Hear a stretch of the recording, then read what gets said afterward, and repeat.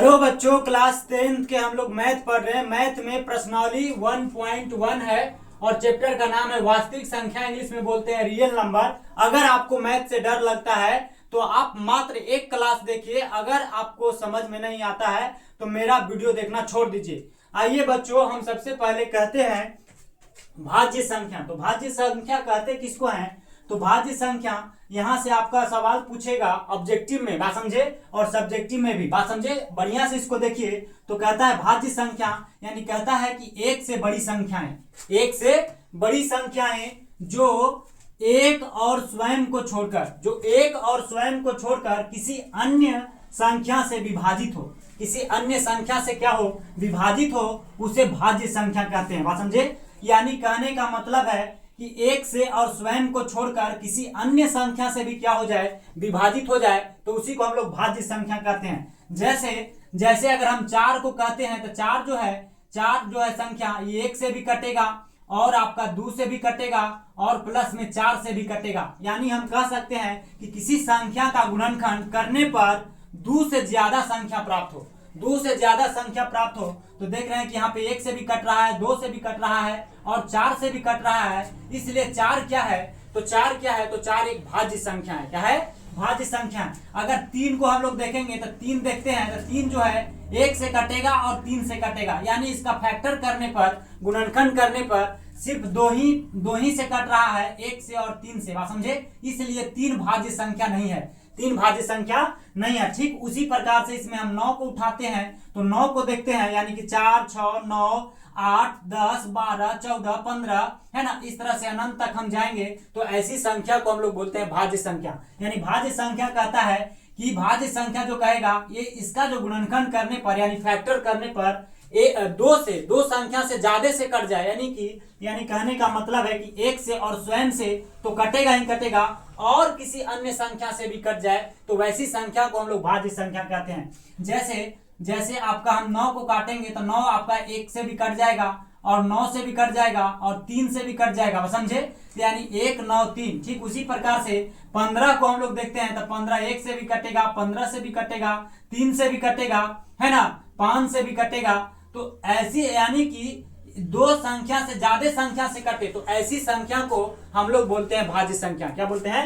भाज्य संख्या। यानी एक से बड़ी संख्या जो एक और स्वयं को छोड़कर किसी अन्य संख्या से विभाजित हो उसे भाज्य संख्या कहते हैं। और किसी संख्या को गुणनखंड करने पर 2 से ज्यादा संख्या प्राप्त हो, जैसे 4, 6, 9, 8, 10, 12, 14, 15, है ना। इस प्रकार से 18 भी हो जाएगा भाज्य संख्या। कैसे? तो 18 को हम लोग देखेंगे तो 18 आपका 1 से भी कटेगा, 2 से भी कटेगा, 3 से भी कटेगा, 6 से भी कटेगा, 18 से भी कट जाएगा। बस समझे। यानी कि इसका गुणनखंड करने पर यानी 1 से, 2 से, 3 से, 6 से, 18 से कट रहा है ना। यानी कि 2 संख्या से ज्यादा से कट जा रहा है तो ऐसी संख्या को हम लोग बोलेंगे भाज्य संख्या। क्या बोलेंगे? भाज्य संख्या। यहाँ बढ़िया से देखिए, आपको पूरी समझ में आएगा। कहते हैं कि छोटी संख्या, सबसे छोटी भाज्य संख्या कितना होगा? तो 4। सबसे छोटी भाज्य संख्या इसमें क्या होता है? 4 होता है। समझे।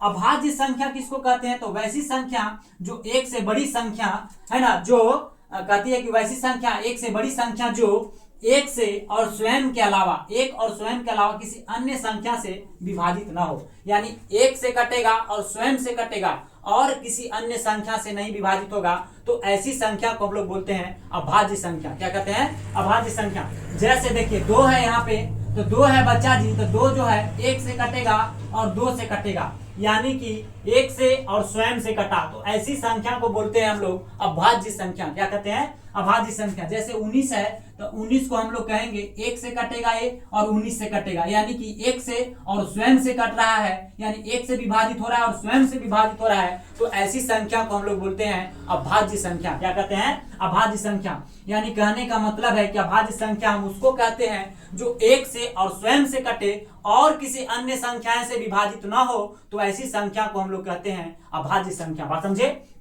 जैसे 7 है तो 7 बच्चा जी 1 से कटेगा और 7 से कटेगा, इसके अलावा किसी अन्य संख्या से ये नहीं विभाजित होगा, इसलिए 7 क्या है तो अभाज्य संख्या है। 23 क्या है अभाज्य संख्या है, समझे।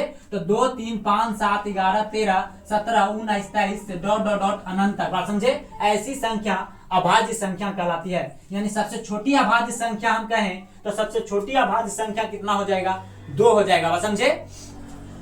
सबसे छोटी अभाज्य संख्या कितना होगा तो 2 होगा, समझे। अब देखिए, अब यहां से आपका सवाल पूछता है जो very very very very very important है बच्चा जी, तो कहता है कि सबसे छोटी अभाज्य संख्या। तो सबसे छोटी अभाज्य संख्या हमने देखा कि सबसे छोटी अभाज्य संख्या कितना होता है सर, तो 2 होता है, तो हमने 2 लिख दिया, बस समझे। और फिर कहता है तथा सबसे छोटी भाज्य संख्या, तो सबसे छोटी भाज्य संख्या का गुणनफल, गुणनफल का मतलब होता है गुणा, गुणनफल का मतलब होता है गुणा, तो यहाँ हम बीच में लगा देंगे गुणा। और कहता है सबसे छोटी भाज्य संख्या, तो सबसे छोटी भाज्य संख्या कितना है बच्चा जी, तो 4 है, कितना है 4 है। तो 2 गुना 4 कहेंगे तो कितना हो जाएगा 8। यानी कहने का मतलब है कि सबसे छोटी अभाज्य संख्या तथा सबसे छोटी भाज्य संख्या का गुणनफल कितना होता है तो 8 होता है, बात समझे। यानी कि सबसे छोटी भाज्य संख्या और सबसे छोटी अभाज्य संख्या का गुणनफल कितना हो जाता है तो आपका 8 होता है, बात समझे, जो कि यहाँ से आपका ऑब्जेक्टिव में पूछेगा। और फिर कहता है कि सबसे छोटी भाज्य संख्या, तो सबसे छोटी भाज्य संख्या कितना होता है 4 होता है। सबसे छोटी भाज्य संख्या क्या होता है, अभी मैंने पढ़ाया कि सबसे छोटी भाज्य संख्या क्या होगा तो 4 होगा, तो सबसे छोटी भाज्य संख्या 4 है ना। तथा सबसे छोटी अभाज्य संख्या का योगफल, योगफल माने जोड़ होता है, योगफल मतलब क्या होता है जोड़। और सबसे छोटी अभाज्य संख्या, तो सबसे छोटी अभाज्य संख्या क्या है आपका 2, तो 2 कहेंगे और योगफल कहेगा तो दोनों को जोड़ देंगे, तो 4 2 कितना हो जाएगा 6। यानी कि सबसे छोटी भाज्य संख्या तथा सबसे छोटी अभाज्य संख्या का योगफल क्या हो जाता है 4 + 2 यानी कि 6 हो जाता है, क्या हो जाता है 6 हो जाता है, बात समझे। ठीक उसी प्रकार से हम कहेंगे कि सबसे छोटी भाज्य संख्या, तो कहेंगे सबसे छोटी भाज्य संख्या बच्चा जी 4 है तथा सबसे छोटी अभाज्य संख्या का अंतर, अंतर का मतलब होता है घटाव यानी कि माइनस, यानी कि 4 में से कितना घट जाएगा, तो अभाज्य संख्या सबसे छोटी क्या है तो अभाज्य संख्या 2 है, तो घटेगा तो क्या आ जाएगा 2, बात समझे। तो आपको कहने का मतलब है कि सबसे छोटी भाज्य संख्या तथा सबसे छोटी अभाज्य संख्या का अंतर क्या होता है तो 2 होता है, बात समझे। आपको देखिए अब यहाँ पे क्या है तो आपका भाज्य संख्या, तो आप भाज्य संख्या और अभाज्य संख्या आपको खूब बढ़िया से समझ में आ गया होगा, यहाँ पे आपको कोई दिक्कत नहीं होगा। यानी भाज्य संख्या मैं एक बार और मेंशन कर दूं, एक बार मैं और आपको बता दूं, तो भाज्य संख्या हम कहेंगे